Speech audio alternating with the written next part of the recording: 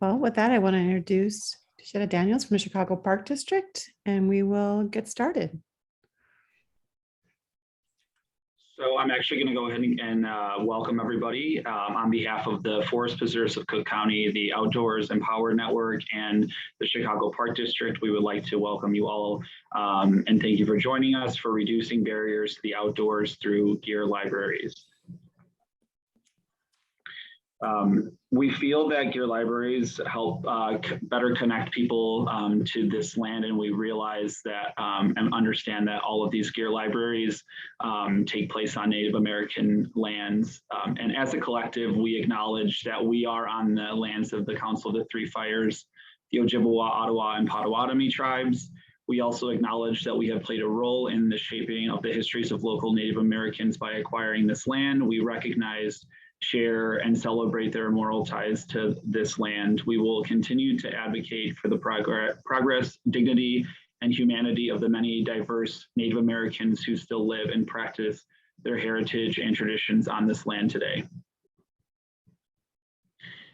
My name is Justin Mercer. I'm a program coordinator with the Forest Preserves of Cook County, and I'm joined by Tashetta Daniels, the Center Director of Northerly Island with the Chicago Park District, Allison Paul of the Field Museum, and also board member of the Outdoors Empowered Network, Liz Holley, Program Specialist with the Chicago Park District, Brian Arnoldt, Program Coordinator, Forest Preserves of Cook County, Kristen Baecker, and Katie Grundin, Program Specialist with the Forest Preserves of Cook County.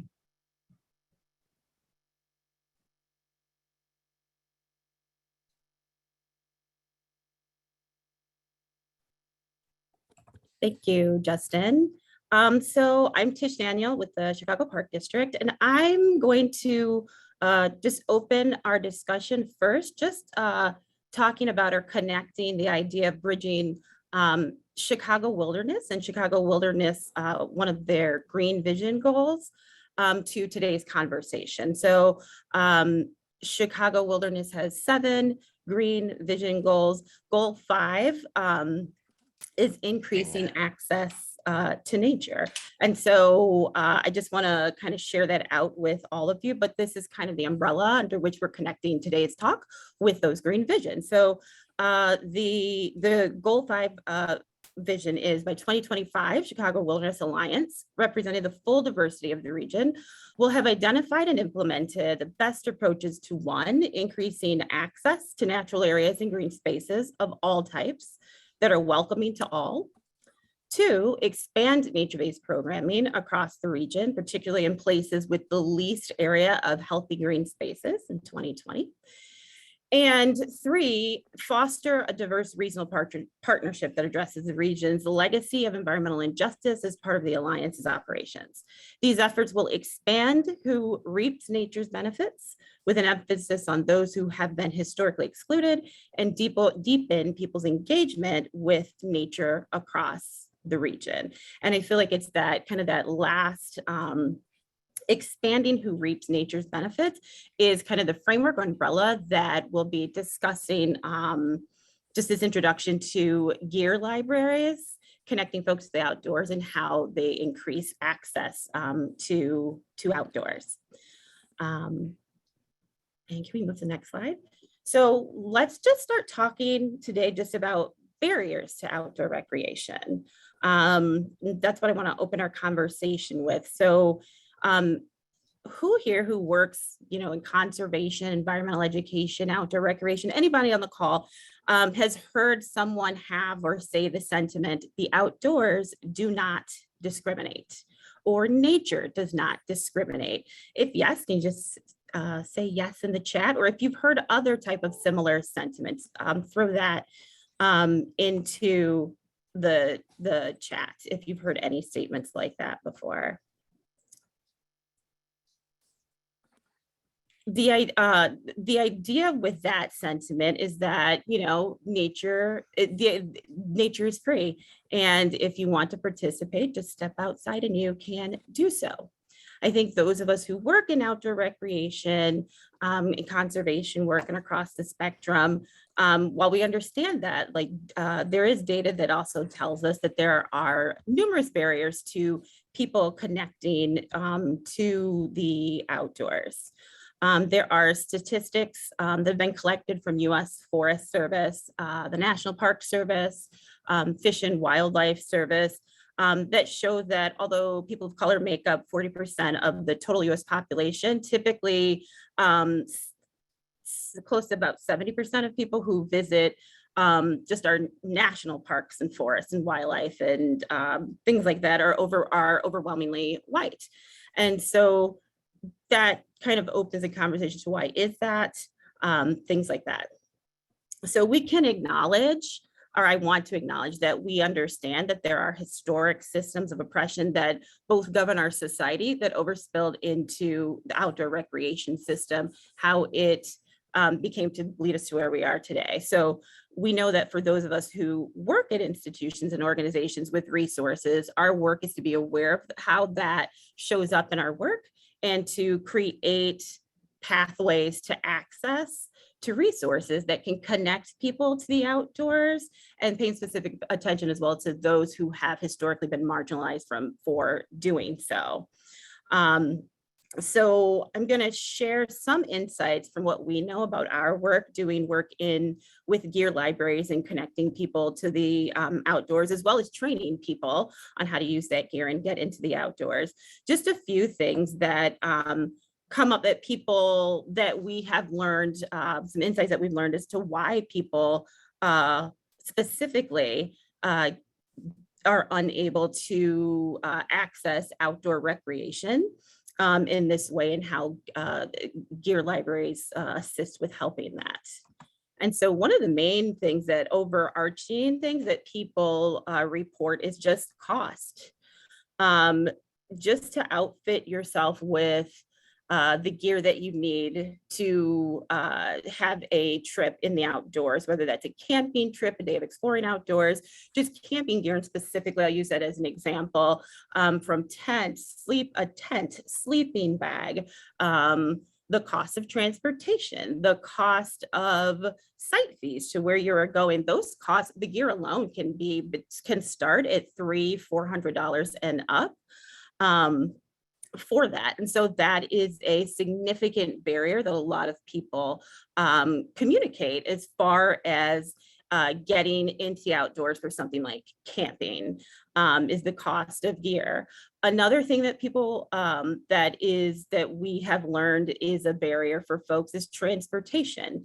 And that can be whether the sites or places that they are going to are not accessible via transportation routes. Let's say if you do not have a car,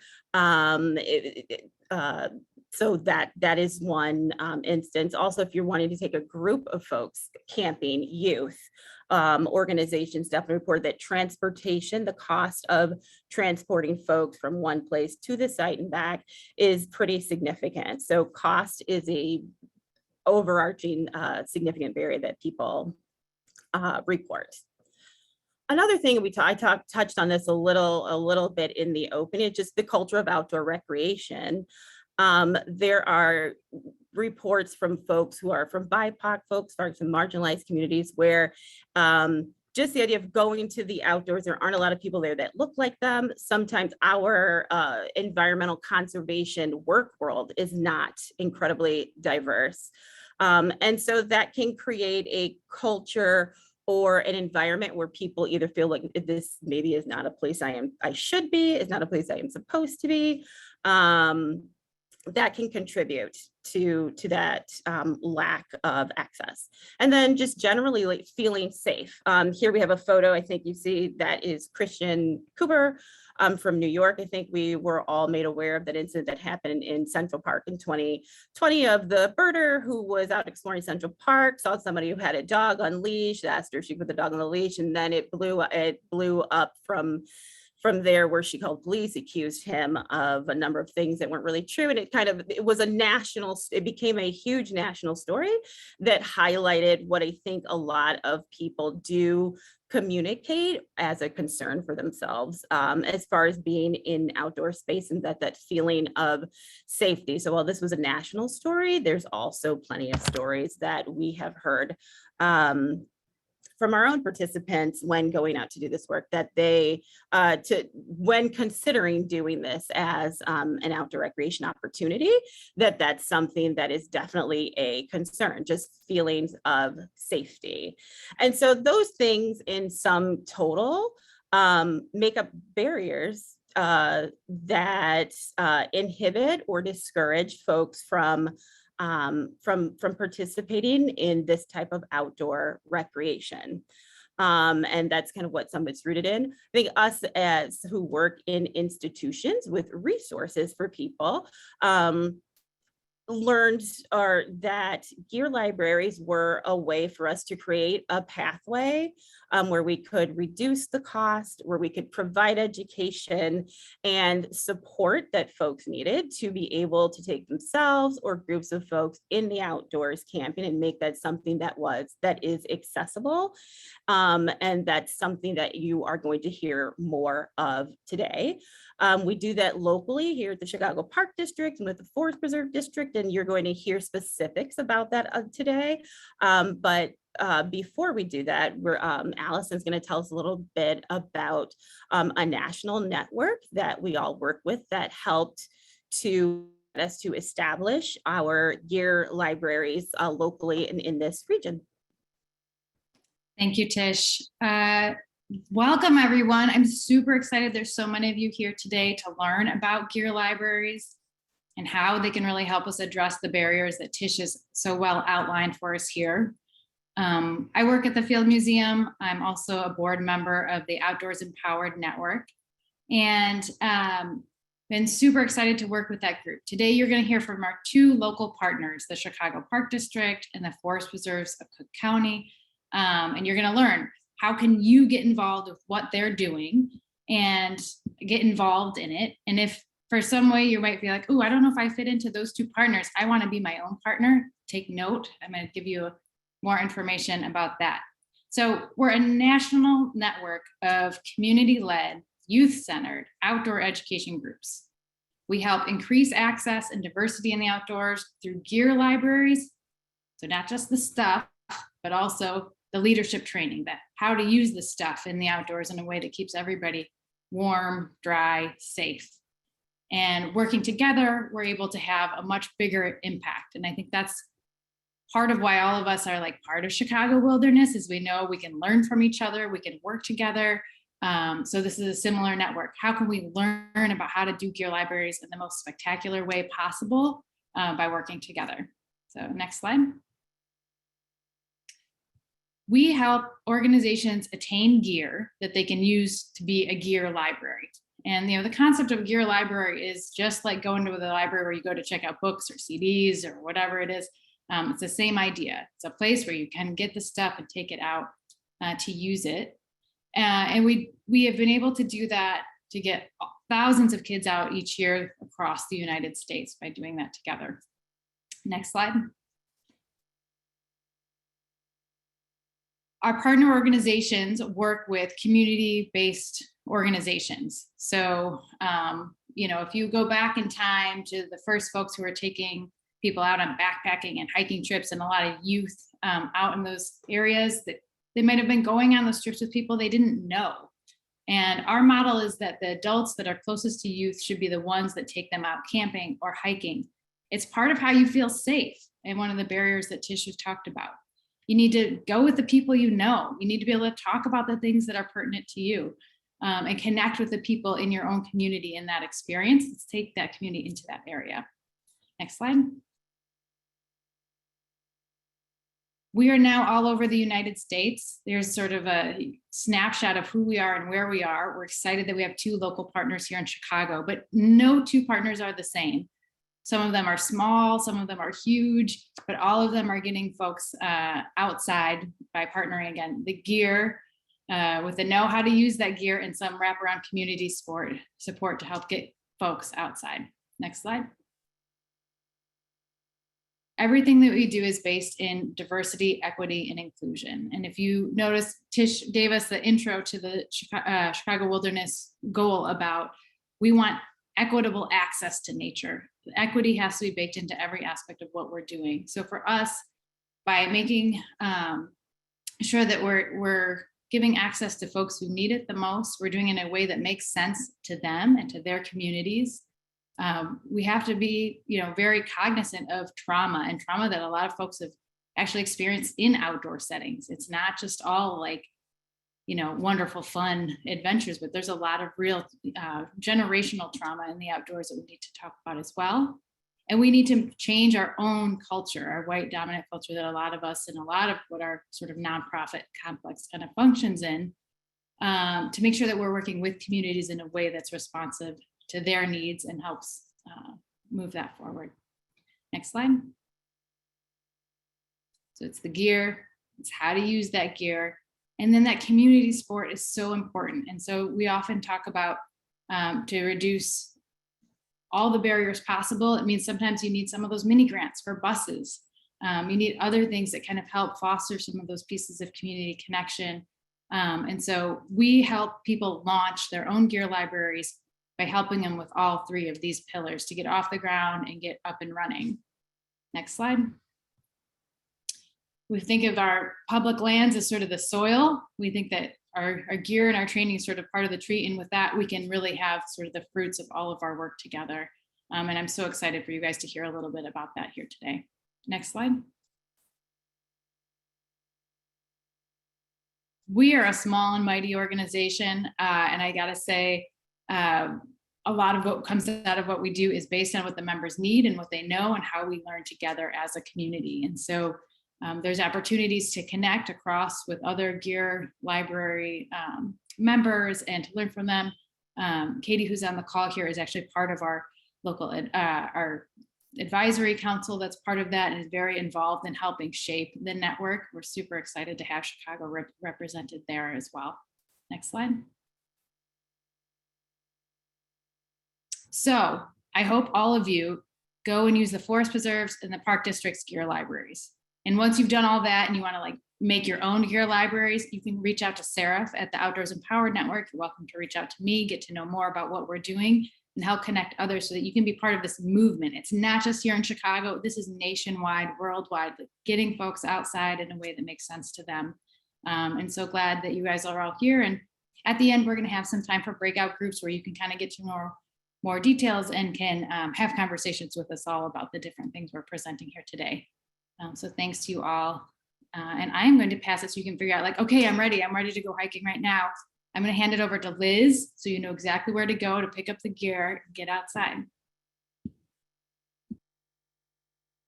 On mute. Hi, everyone. I am Liz from the Chicago Park District. I'm going to tell you guys a little bit about our gear library, what our trainings are like, and kind of address some of the other things. Some of the really amazing work we've been doing with OEN on the topics that Allison and Tish discussed. So the Chicago Park District Gear Library, called our Chicago Explorers, that's our name for the gear library.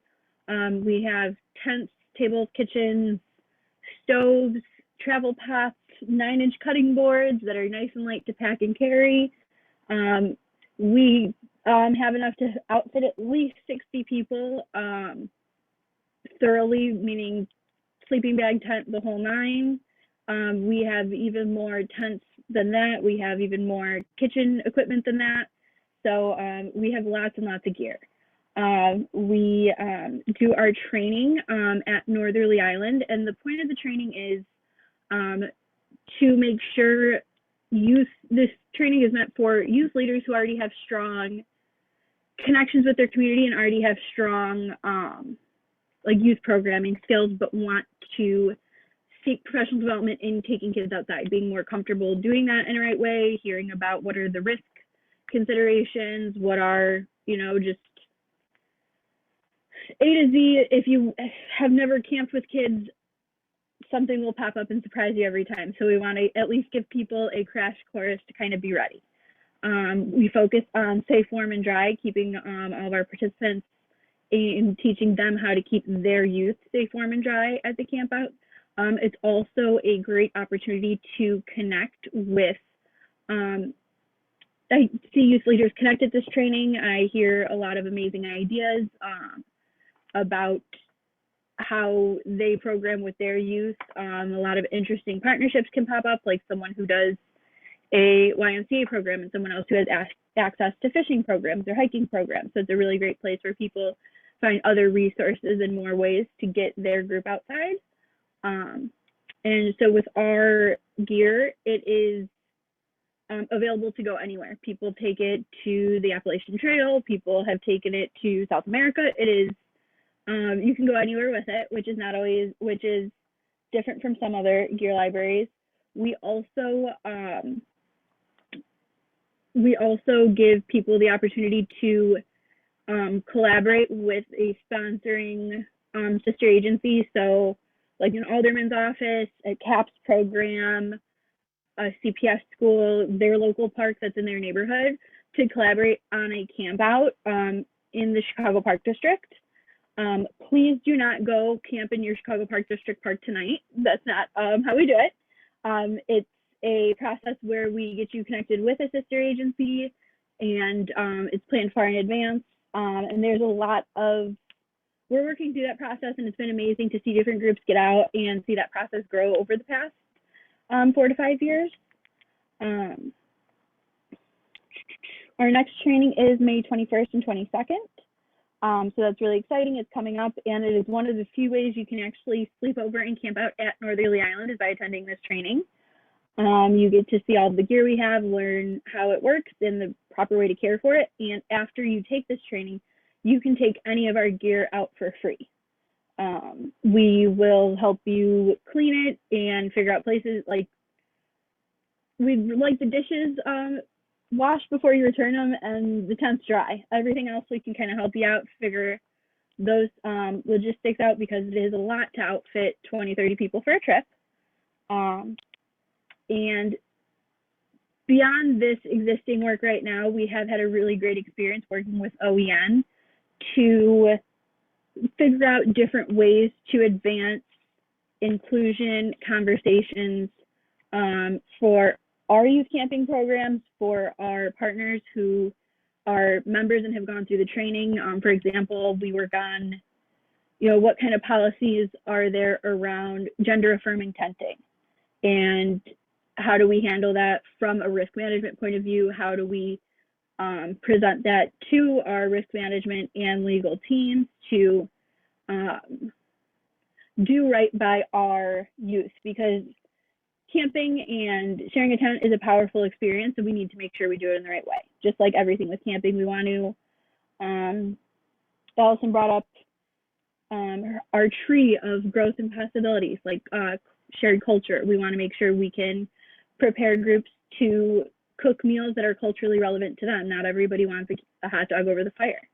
So OEN has been great at helping us get our process down for the gear library, and has helped us get a ton of amazing gear.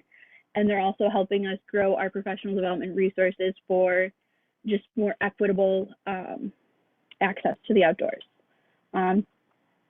The one thing we have some areas to grow on is, what if, your barrier is you want a campground where the people who are running the campground, it's a full campground. And luckily we will hear from Brian and Katie about their gear library and some on-site options. So I will throw it over to them. Thank you, Liz. Good afternoon, everybody. My name is Brian Arnoldt. You'll hear from me and my colleague, Katie Grundin, about the gear library offerings that the Forest Preserve offers. Thanks, everybody, for coming on today. Thank you, Allison, Tish, and Liz so far for sharing all this information. So I am going to talk about the Camping Leadership Immersion course. It's a bit of a mouthful, but it stands for CLICK. And this program is a wonderful program, which offers a lot of what the Chicago's Explorers program offers. So before we dive deeply into that, I just want to give you a little brief history of camping in the forest preserves of Cook County. So back in 2010, 2012, the district set out a large survey to all its constituents, asking them for their ideas about what kind of recreation they'd like to see in the Cook County Forest Preserves.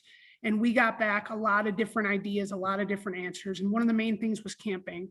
So the district put into play a design, and they spent a lot of money to build or to update 5 different campgrounds within the forest preserves of Cook County. So we've got them all over. We have 2 up north, 1 kind of center south in the Palos area, and 2 southern campgrounds as well. I really urge you to go to the Forest Preserve website to check out all 5 of them. Most are open year round. We've got tent camping, cabin camping, RV camping, you name it.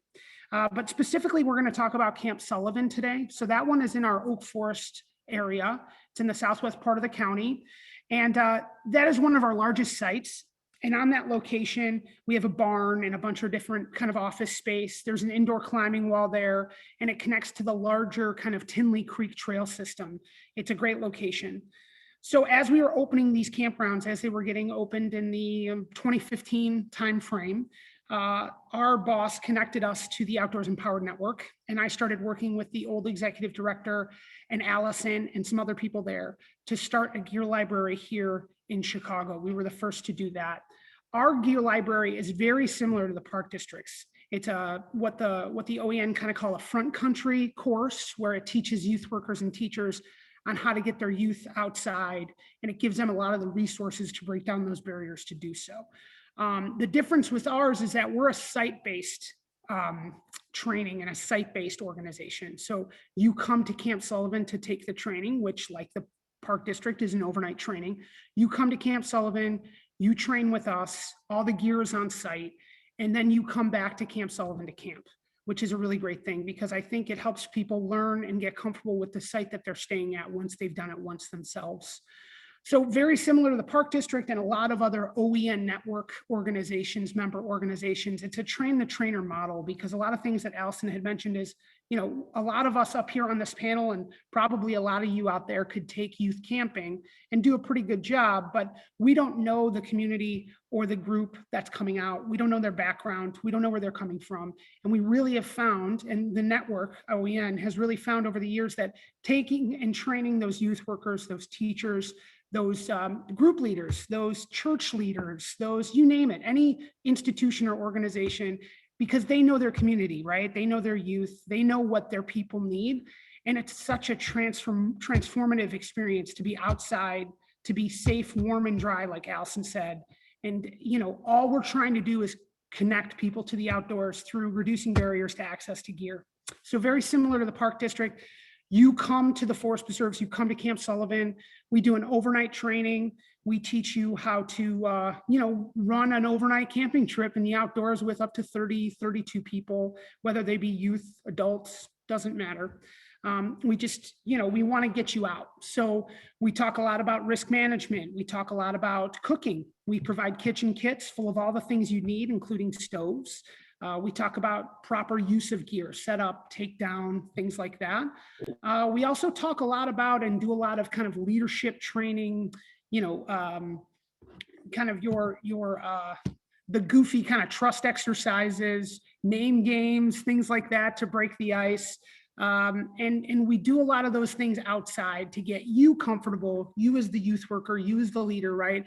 To make you feel safe, warm, and dry. Because if you're having a good time, your youth, your group will have a good time when you bring them out. We teach everybody how to start a fire, because it's one of the most important things to do when you're camping is to have a fire, right? It really brings the youth or the groups in. We hear a lot of great stories after the fact when people come out and participate in our camping opportunities about how, they always thought this person or this kid was tough or, kind of distant. But once they were out around a fire making a s'more for the first time, they really opened up and they learned something new. And it's a great opportunity for these youth and groups to hear from their peers, right? To all be in an opportunity where they feel uncomfortable, where they're kind of out of their comfort zone, but still safe, warm, and dry. These gear libraries, all of us provide those, and this is a great opportunity for anyone who's interested in that. So like I said, like the Park District, we provide a front country training, a gear orientation, where you learn how to use our gear, you learn our reservation process.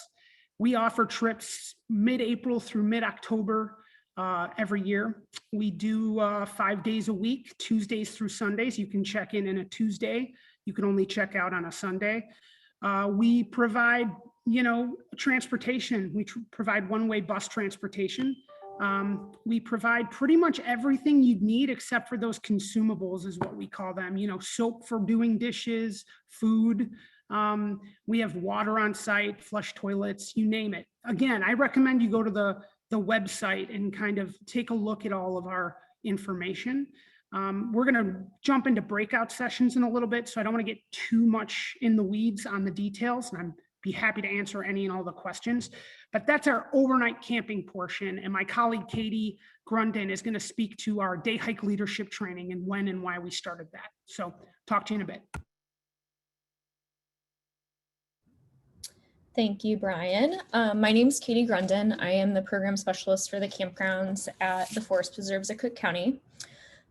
We started our day hiking leadership training last year. And when we say hike, we mean it's a very loose definition. It could be a 30-minute walk you're doing with 3-year-olds where you're looking for bugs under logs and rocks. It could be a 5-mile hike that you're doing with high schoolers with the goal of doing team building and leadership development.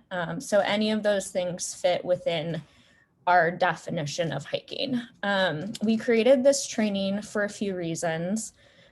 We had a number of people who went through our click training that never ended up camping with us, which told us that we needed to create a stepping stone for leaders and youth and potentially families to feel more comfortable in the outdoors before people were confident and comfortable with staying the night in a tent in the dark in the woods. That showed us that there was still a barrier to the outdoors for some, even with all the stuff that we were doing with our click program. We also saw that with COVID, we had to shut down our gear library for camping because of physical distancing guidelines.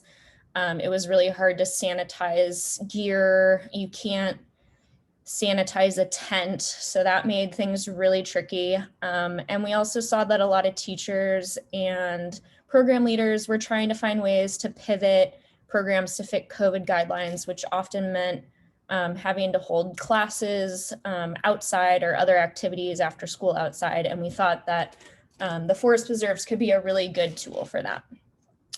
We based our training off of the Washington Trails Association day hiking training. That's one of the wonderful perks of being an OEN member is Washington Trails Association is also an OEN member, and we were able to take this program that they already created and switch it to fit our constituents instead of creating everything from scratch. And that's actually also how the CLIC program and the Chicago Explorers program came to be about too. We borrowed a lot of that curriculum from the Bay Area Wilderness Training in San Francisco.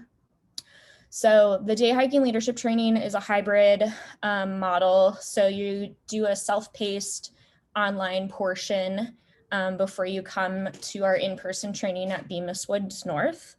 The virtual portion, we're also going to incorporate with our CLIC training this year, but it helps us get a lot of that classroom work out of the way beforehand.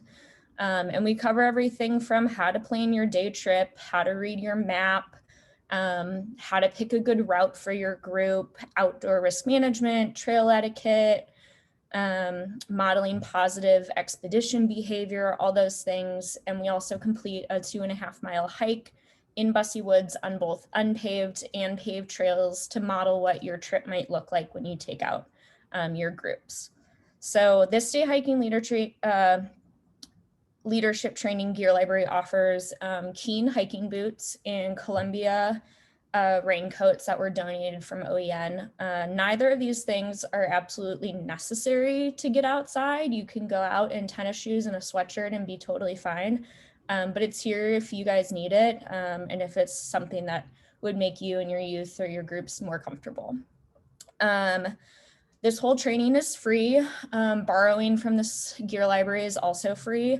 And we have 2 upcoming trainings. One is March 26th, so this weekend. There's still time to sign up.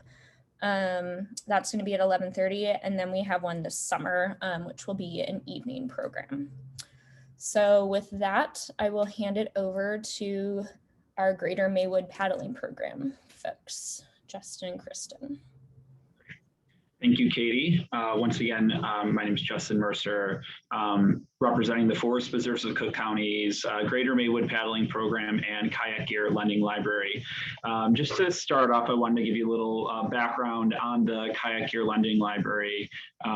So this program was created in 2018 to align with the Cook County Department of Public Health's Healthy Hotspot initiative of increasing physical activity opportunities in various communities throughout the county. Maywood and some of the surrounding suburbs were included as one of the 33 priority spot communities for this Healthy Hotspot initiative.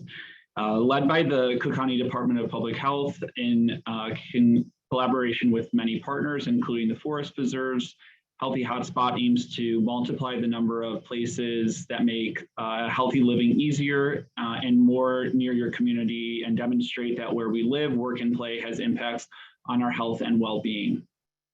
Additionally, the Greater Maywood Paddling Program aligns with the goals of the Northeastern Water Trails Plan, which looks to offer a variety of paddling experiences ranging from creeks that flow through densely wooded forest preserves to skyscrapers of downtown, as seen from Lake Michigan and the Chicago River.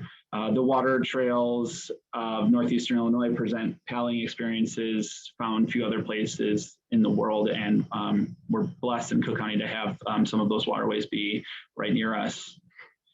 So through this program, we've created an informal launch, canoe and kayak launch at Maywood Grove, which filled an 11-mile gap between current paddling launches along the Des Plaines River.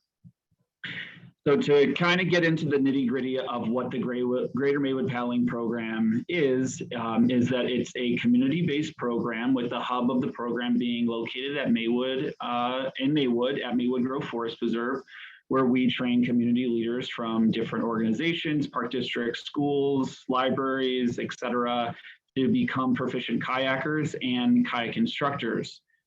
Through a series of trainings, we cover everything from overall program process, including how to paddle a kayak and then how to teach to paddle a kayak. We have a collection of 12 kayaks, PFDs, dry bags, rescue equipment, rain jackets, everything that you would need to run your own successful kayaking program. The idea is that after organizations complete Forest Preserve-led trainings, that other organizations will become officially certified through the program and then have access to our kayaks and kayak equipment to take members of your organization or youth or community folks out on paddling trips at Thatcher Glen Pond, located in River Forest, or along a 5.5-mile route on the Des Plaines River, beginning at the hub where the hub of the program is in Maywood, at Maywood Grove, and ending at Plank Road Meadow Forest Preserve in Lyons. We really want to enable representatives from other organizations to take their own group members and constituents out on paddling excursions using this shared library of gear. In order to attend these trainings, your organizations must commit to at least sending 2 people from your agency to get trained, and must be able to attend all 3 of our required trainings. 2 of our trainings are in person, which one of them is a classroom-based portion, which is a 3-hour portion, followed by 3 weeks later a full-day training, which includes some on-land training, and then includes a 5.5-mile trip along the Des Plaines. So during both of those trainings, you really get to experience the places that you would get to be able to take groups out paddling. The third and final training is a co-led training between your organization and the trained leaders of your organization that have gone through this program in the Forest Preserves of Cook County. After that training, and once we feel that the trained leaders are good and ready to go, then your organization has access to utilizing the gear and reserving trips on your own through our reservation process. And I'm going to turn it over to Kristen to talk a little bit more. We are proud to say that the Greater Maywood Paddling Program has received awards, including the 2019 Society for Outdoor Recreation Professionals Project Excellence Award, which is presented in 2 exemplary outdoor recreation projects. The 2019 Association of County and Park Recreation Officials Park and Recreation Program Class 2 Award for providing a unique and exceptional program, and most recently the 2021 Dr. George B. Rabb Force of Nature Award, which recognizes individuals and organizations whose conservation, restoration, advocacy, or educational activities in the region are inspirational examples for others. The COVID-19 pandemic impacted operations and the amount of people served, which resulted in the program having to take a year off during 2020. We were fortunate enough to be able to continue operations in 2021. To date, there has been a total of a little over 1,400 participants on both community group paddling trips and public programs led by the Forest Preserves Cook County. 30% or 440 of the total participants were youth under the age of 18, and the program has trained 46 community leaders representing 17 community organizations. To summarize, after you become a certified leader through this program, your organization can choose between 2 options for you to take your groups out paddling: a trip on Thatcher Glen Pond in River-Forest, or a 5.5-mile trip down the Des Plaines River. Both trips are locations where you've paddled during the training. Depending on the location, pond versus river, a key must be picked up to our storage container, which is located in Maywood Grove. And also the gear is left on site if the program takes place at the pond by Forest Preserve staff. And then at the conclusion, we'll be picking it up as well. So you won't have to drive a trailer or do any of that. We will take care of that. Train leaders are expected to support in putting away the equipment at the inclusion of river trips. 2 representatives from each organization are required in order to become certified through this program. The program can outfit up to 18 people for paddling excursions, including the 2 trained trip leaders. The entire program, including the use of kayaks, equipment and the trainings are free. We have 2 upcoming trainings happening. The first being on Friday, April 8th, and then the river trip or the full day is on April 29th. While space is limited for these trainings, we also offer them on a yearly basis, and we are happy to keep a list of interested trainees for the upcoming trainings, whether it be for this year or next year. All right, thanks.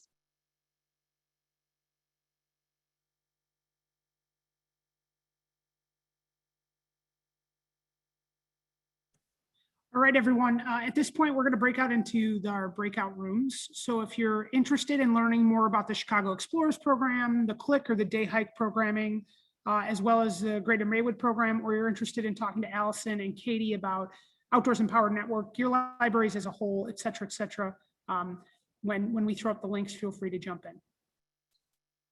Great. And while folks are doing that, if you have any other just general questions, feel free to shoot those to any of the presenters here, and we'll make sure those get covered in our plenary.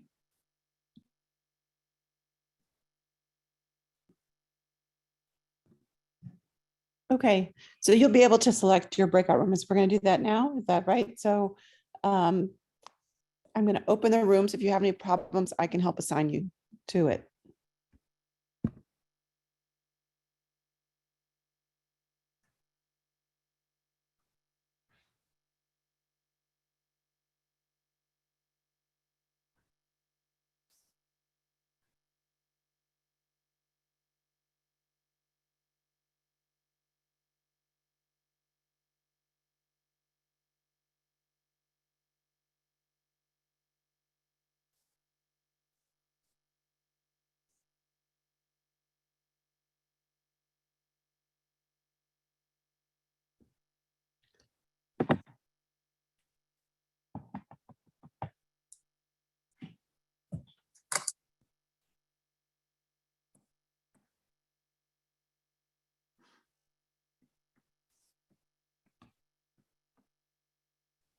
If you know what room you want to go to, but you're having a problem getting there, just go ahead and call out your name and say what number you want to go to, and I can help you get there.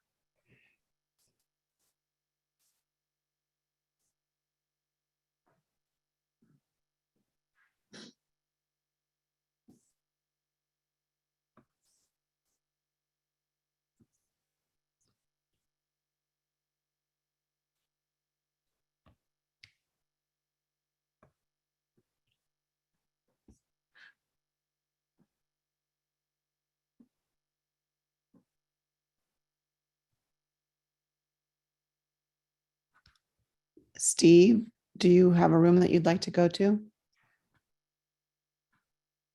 Reuters?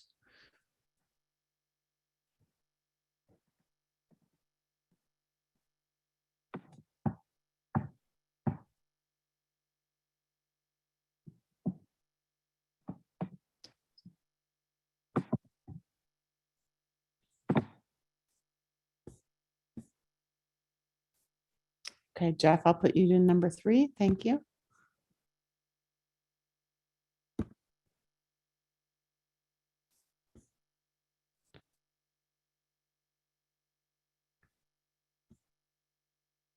You can also put it in the chat and I can move you.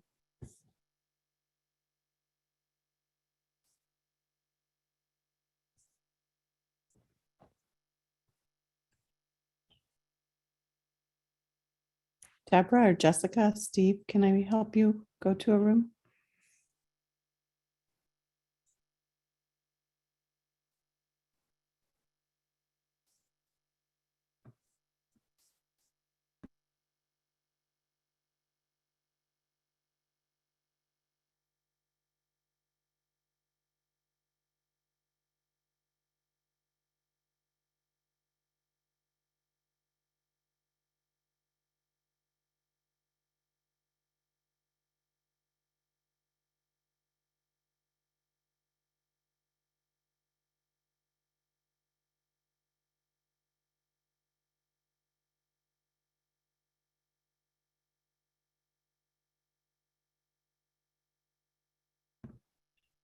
Deborah or Jessica, would you like to be assigned to a room? I can move you. You can put what room you'd be interested in the chat and I can help move you there.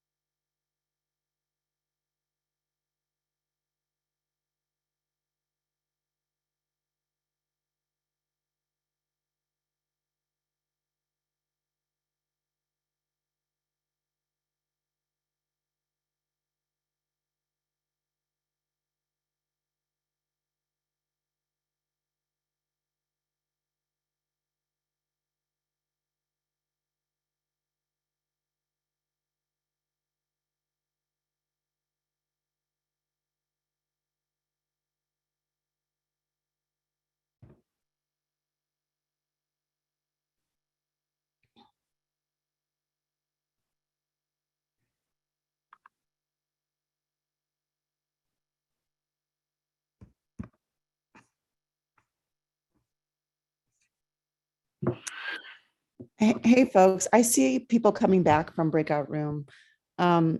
Allison, I wanted to let people know that there are some folks that are still joining us right now at 2:00. And it seems that there may have been an error in your membership calendar that didn't adjust for the time change. So we have 3 folks that joined us thinking that it was starting at 2:00 rather than 1:00. And it just is because of the time change toggle. So I did let everyone know that the event is recorded and that the PDF will be shared on our website, but it is possible that we may want to consider some alternative if a lot more people join, expecting it to start at 2:00. So. Great, and Seraph was one of them, and Seraph is the ED of the Outdoors Empowered Network. So she knows about everything we've already talked about, so I don't tell you. But I do have to point out that here she is right there, because I just told like 10 people to email you, Seraph, so you're welcome. So maybe we could take a moment to have people kind of talk through if there's any stuff that came up in your breakout groups that you want the whole group to know, or if there's any other burning questions. And then for folks who may want to, jump off a little early, they can. And for folks who've arrived late, we can give some more information as we go. And I had one thing I just wanted to call out that was asked, was trying to clarify of these upcoming training programs that we have. For example, what if you don't want to take kids out in nature, but you want to get out and you have other adults or other people you want to? Can you still use these programs, or what would you guys say folks should do if you don't, if you aren't leading a youth group per se? So For the Forest Reserves paddling program, it's not geared 100% towards youth. So we're looking to bring everybody out to experience paddling, but we are asking for the group to be an organized group of some sort. So whether that is, your church group or, your subdivision or neighborhood block group or whatever, as long as there is some, an overarching kind of label or whatever on your group, then we invite you to join us. awesome. And the Chicago Park District, the Chicago Explorers Library is specifically meant for youth groups. We are also launching a sponsored gear library that is very affordable through the Chicago Park District in Coleman, and those items will be available to anyone. I think to rent a tent for 2 weeks is $16. To rent a kitchen kit that has dishes, flatware, cooking utensils, and a pot set is like $15 also for 2 weeks. So there's a lot of comparable gear in that public facing gear library that is also super affordable, but not free. I see Jeff with a hand. Jeff, did you have something? Okay, maybe not. So similar to what Justin said, ours is not just, the CLIck program and the Day Hike Leadership program isn't just for youth either.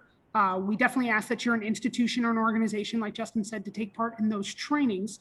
However, when it comes to overnight camping, the district offers family campouts all summer long. We've got 4 planned this summer where a family of up to 6 can come and camp overnight. We provide for a nominal fee, tent, sleeping bags, breakfast and dinner, dinner the night before, breakfast next morning.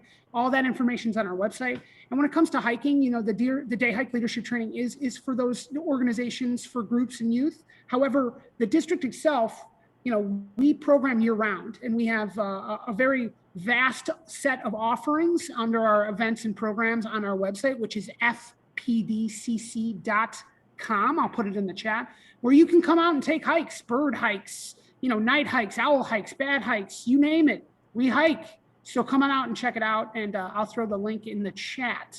Thank you. Jeff, did you have your hand raised? So go ahead.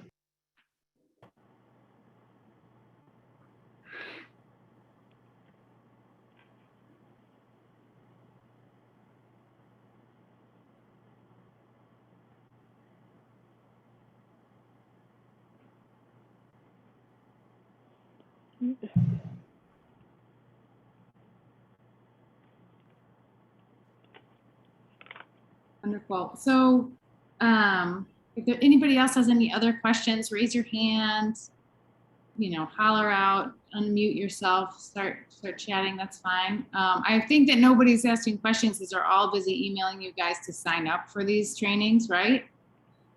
That's what I'm kind of banking on. So we hope that you guys can really, please come to these trainings. Please let other people know. I mean, just like everybody coming out of COVID here, like it put a real wrench in our plans of sort of building momentum on some of these things. And so now's the time. Outdoors is still one of the safest places to be in terms of pandemic stuff. And please spread the word about these great things and getting other folks to come along with us. Laura, I see you've got your hand raised. Yeah, hey, quick question. This is peripheral. Who is leading kayak outings on the African-American River History Trail? And could you borrow kayaks to do that, or is that just not really all that well established yet? So our South County team is doing some trips along the African American water trails in partnership with Open Lands, and also we have some contracted folks that we run paddling trips, or that we run that help us run paddling trips on that section of the river. And if you're interested, Laura, I can I'm going to go ahead and put my email in the chat, and I can get you some more direct information as it relates to that. Thank you. Can you hear me? Yes. There he is. Yeah, thank you. There he is. Yeah. Jeff Dobby. I'm with the Illinois Master Naturalist Program. We do a lot of support work with the Forest Preserves of Cook County. We have, I have trained with the GMPP paddling program. And while the Master Naturalists are a great group, I think getting back to the whole purpose of the lending library is to get people who don't have access to the outdoors. I'm rolling this around. Is there any situation where you have groups who want to go out who either cannot do the training or won't do the training, and we're looking for, let's say, some sort of a mercenary guide where maybe the Master Naturalist can step in and provide that sort of support and guide the trip, but still allow those groups access to the paddling program? I mean, yeah, Jeff, that's I think that's an idea that we should be focusing in definitely more on, and it is something that we are definitely open to exploring, and I think we've thought about that in the past, but we would just need to make sure that everything was set on our end, so before we fully committed to that. Sure. We have talked about it before, but we have had the capacity to lead those trips as the Forest Preserves of Cook County ourselves and take out those organized groups. But I think that if we open it up and we can't end up taking them out on the date that they were able to, we would open it up to our leaders and see who would be able to help accommodate that as well, because not every organization we have has their own, like, say, youth group or community that they're working with, like the Westchester Public Library, and then also UIE, and we could ask them and see if they would be able to lead a trip as well. Yeah. I feel like the Master Naturalist would be a excellent fit for something like that. Okay, thank you.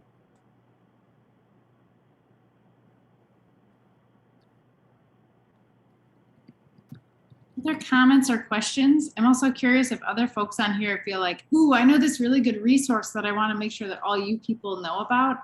There was a fishing program with the IDNR that was mentioned in our breakout group. If you have other stuff like that that that you could share with this group, that'd be really helpful. Something that we always recommend at our trainings for people to look into, I'm sure most people here are aware of IDNR bus grants. They're a really great tool for teachers to overcome the cost barrier around transportation. So if you are someone who needs bus money, look into the IDNR biodiversity grants, and they have a lot of bus money if you're going to any of the locations we mentioned today.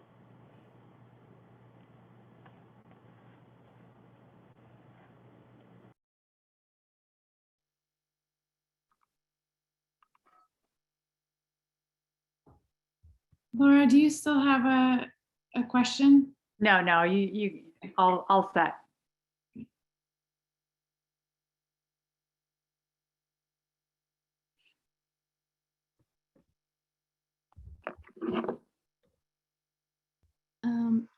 Sarah, if I'm going to put you on the spot because nobody else is jumping in, have you had any other like public book libraries contact you about gear libraries in the past, or do you have any thoughts on that? We've had a few. It feels funny to call them book libraries, but libraries with books in them jump on this call. I'm wondering if you have any expertise in. Yeah, that's a great question. Some of our libraries, especially in Colorado, are more associated with their local libraries. And, I think that the challenge in terms of that coordination is that, it seems like it would be a very beautiful connection and partnership. The challenge is that generally library systems for books work on a queue basis. So once a book is released, then you're next in line. You don't say, oh, I want to read the book the third weekend in June.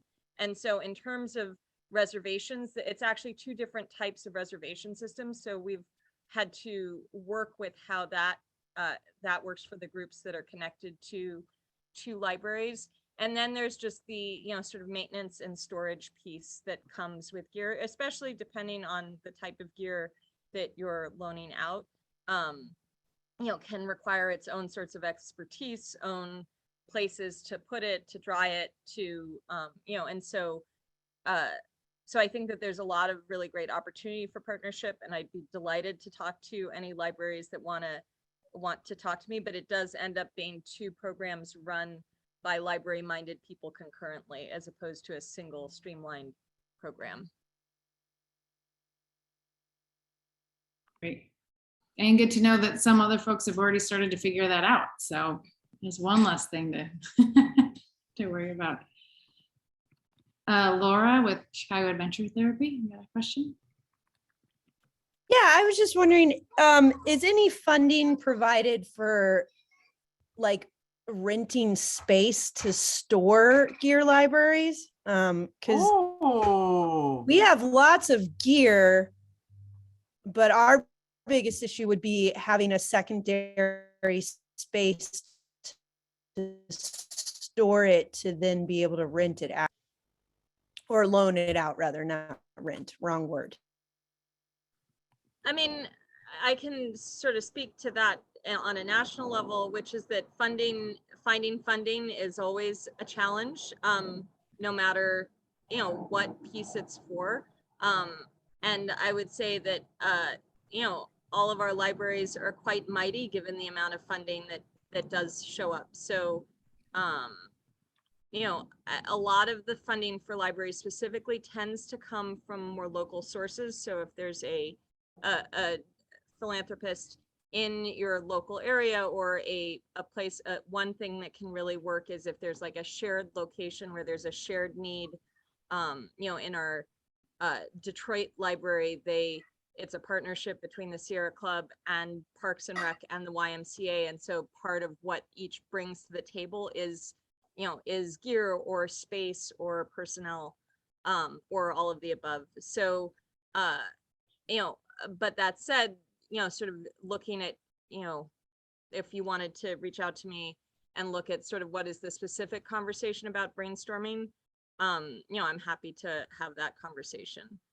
Because it's sort of like with the libraries, there's a lot of possibilities, but there's not a one size fits all or sort of a national stash of money for our unique program model, unfortunately.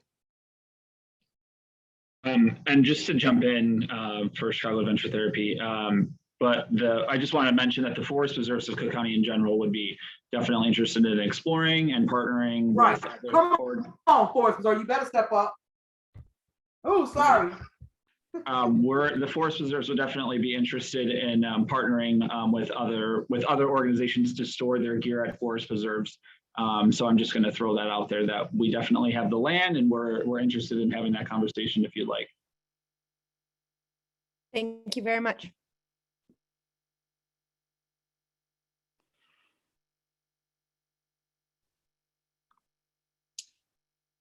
Any other last questions before we, I think we have, yeah, before there's any other last questions before we wrap up for folks?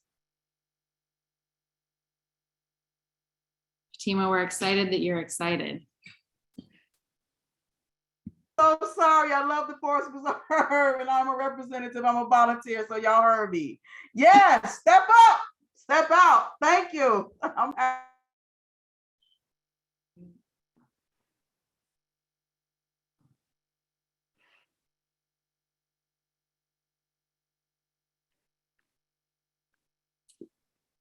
I wonder if this is the time, Laura Riley, if there's any other good just Chicago wilderness updates we'd like folks to know about. I hear murmurings that we might be in Congress together in person. I don't know if that exactly. We are in the process of planning Congress for the fall, and the date we have tentatively identified is November 3rd, but we are still in the process of confirming and finding more information. We're looking to do a field trip type extension to Congress so that it will be a little bit different this year.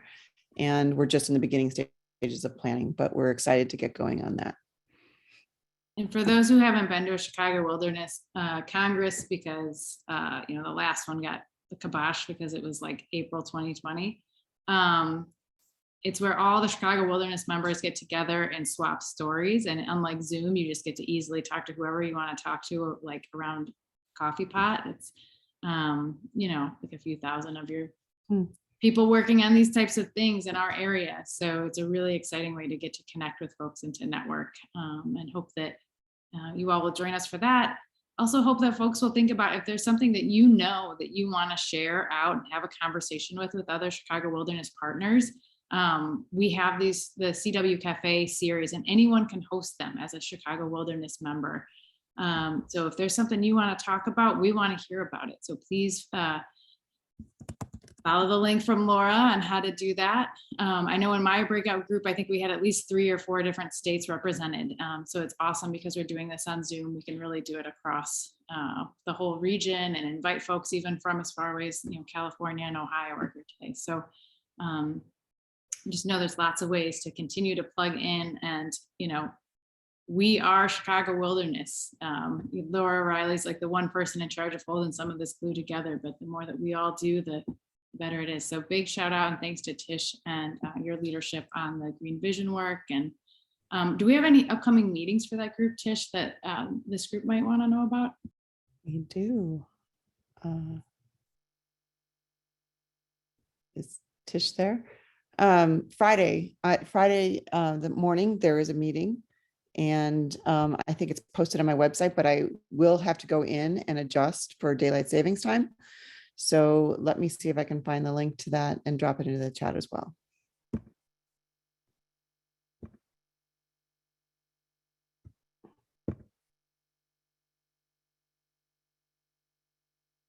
Did I lose you? We're here, we're good. Great, Okay. yeah. There you go. I'm gonna look for the link for that Friday morning.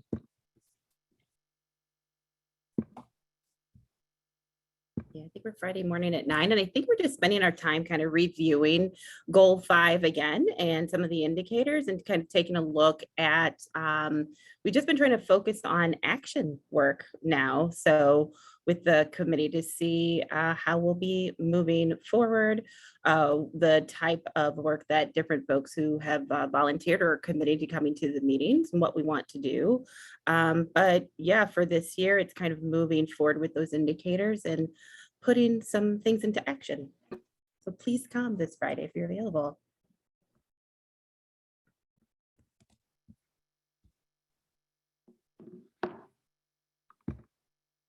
Well, I want to say thanks, everyone. I also want to say thanks to the Forest Preserve of Cook County, the Chicago Park District and sort of leading the way in our region with some of these gear libraries. And thanks to Seraph and OEN for all the work connecting us to the broader network. Very excited to continue conversations with a lot of you here and stay connected. So thanks everybody for your time. I know a few of us will stay on if there's any lingering questions that you have one-on-one for us. We're happy to, hang out by the coffee and donuts at the back and chit chat for a minute or so more. Thanks everyone. Thank you. Thanks.